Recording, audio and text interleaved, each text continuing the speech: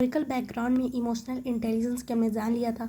जो वेस्लर हैं वो रिकॉग्नाइज करते हैं narrow definition related to the thinking problem solving and ability was insufficient. He added to the component of effective dealing with the environment is the definition.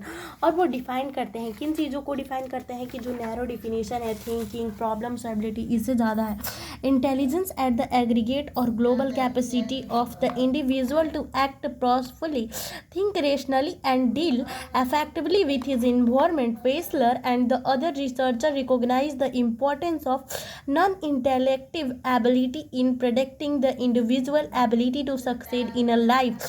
बोलता है कि अगर emotional intelligence से ज़्यादा अगर आपके पास इमोशनल क्वेश्चन ज़्यादा है तो आप अपने लाइफ में सक्सेसफुल होने के लिए ज़्यादा यूज हो रहे हैं। जैसे कि ज़्यादातर लोग मानते हैं कि उनके पास IQ ज़्यादा होता है वही ज़्यादा सक्सेसफुल हो सकते हैं, लेकिन ऐसा इनका मानना नहीं है। ये बोलते हैं कि अगर पास EQ ज़्यादा है तो आप ज़्यादा सक्सेसफुल होने के आपके चांसेस हैं। Must study of the effective leadership that found of the successful leader that were successful in establishing interpersonal trust reciprocal respect and warmth with their team group and member person who were very proficient in the several area and possessed skill at a different task but lacked social skill were not seen to be the good leader by their group team member।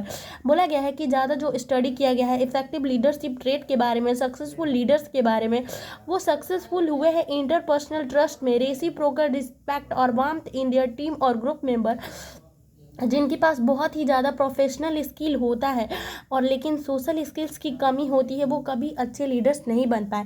आपको professional skills के साथ साथ जो आपका leadership skills होता है वो भी आपको आना चाहिए, जो भी सोशल स्किल्स होती है वो भी। अगर आपके पास सारी प्रोफेशनल स्किल्स हैं लेकिन सोशल स्किल्स नहीं है तो आप अच्छे तरीके से गुड लीडर और ग्रुप टीम मेंबर नहीं बन पाएंगे। अगर आपके पास सोशल स्किल भी है तभी आप एक अच्छे ग्रुप लीडर, टीम मेंबर और एक अच्छे लीडर बन पाएंगे। Harvard gardener and this theory of multiple intelligence has displayed an important role in the emergence of the concept of emotional intelligence। Harvard Gardner in this theory में multiple intelligence को played करते हैं और important role in the emergence of the concept of emotional intelligence. इनका जो idea है intrapersonal and interpersonal intelligence in the foundation in the concept of emotional intelligence which embraces both these notions। According to the Gardner, the traditional understanding the intelligence fails to explain the social success and adaptability of person with a borderline or below average intellectual capacity। जो Harvard Gardner उनका theory जो है multiple intelligence को वो played करते हैं important role in the emergence concept and emotional intelligence. इनका जो आइडिया है इंट्रापर्सनल और इंटरपर्सनल इंटेलिजेंस का foundation for the concept of emotional intelligence which embraces both these notion।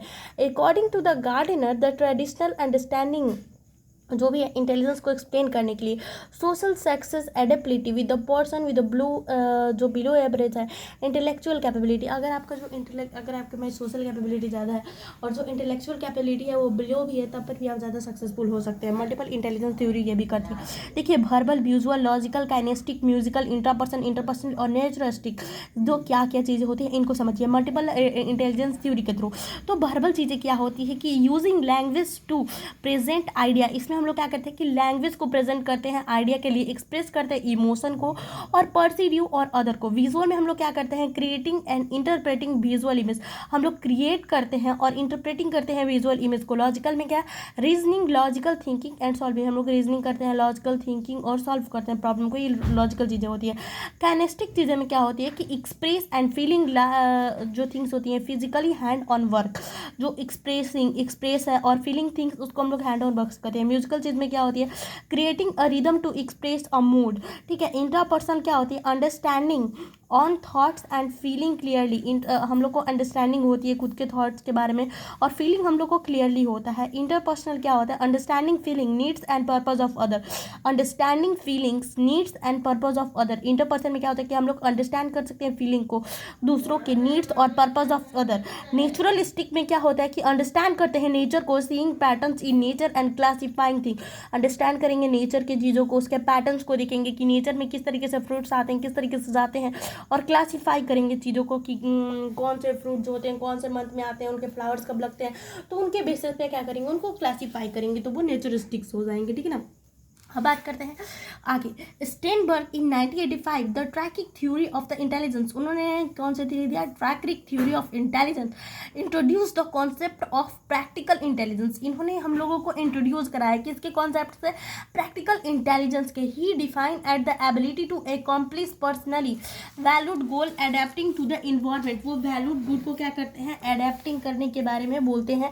क्या चीज़ें देखिए, he define at the ability of accomplish personally value goal adapting to the environment, shaping the environment, जो हम लोग का environment है उसको शेपिंग करने के बारे में, और सेलेक्ट अ न्यू इन्वायरमेंट में, जैसे कि जो भी हमारा इन्वायरमेंट है, हमारे आसपास की जो चीज़ें हैं उनको शेपिंग करिए, या फिर अगर आपके वैल्यू और आपके गोल के हिसाब से अगर वो शेपिंग नहीं हो पा रहा है तो आप एक न्यू इन्वायरमेंट को भी सिलेक्ट कर सकते हैं अपने गोल्स और सक्सेसफुल के लिए। He define that ability to accomplish, खुद को एकम्प्लिश कीजिए, एक्नॉलेज कीजिए पर्सनली वैल्यूड गोल को अडेप्ट करने के लिए, इन्वायरमेंट को सेव कीजिए या फिर चेंज कर लीजिए अपने गोल के according. It is a adaptation of what people have learn in selecting in their daily lifes, जो एडेप्टेशन होता है वो पीपल क्या सीखते हैं अपने लाइफ में, इस पर भी डिपेंड करता है। According to him practical intelligence is a different from academic intelligence, जो हम लोग का प्रैक्टिकल वो तो सबको पता है, जैसे बोलते हैं लोग कि जैसे कि बिजनेस करना है तो दुकान पे जाके और ऐसे बुक्स में पढ़ के थोड़ी ना कोई बिजनेस हो पाएगा, ठीक है ना। And one of the important base of the individual difference in performance analytical intelligence.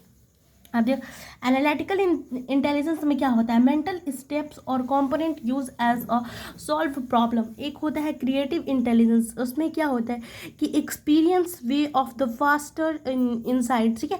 Ability to read and adopt in the concept of the everyday, practical intelligence की रीड करो, उसको अडेप्ट करो अपनी लाइफ लाओ।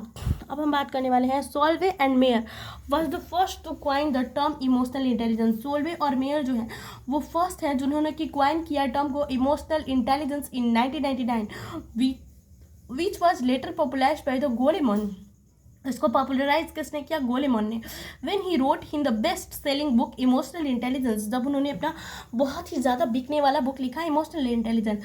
Y it can matter more than I Q, कि ये क्यों ज़्यादा मैटर करता है आई क्यू से। जो इमोशनल इंटेलिजेंस है, इमोशनल क्वेश्चन है, वो आई क्यू यानी कि इंटेलिजेंस क्वेश्चन से क्यों ज़्यादा इंपॉर्टेंट है। Goleman in this book made a interesting claim, E Q is more important than I Q.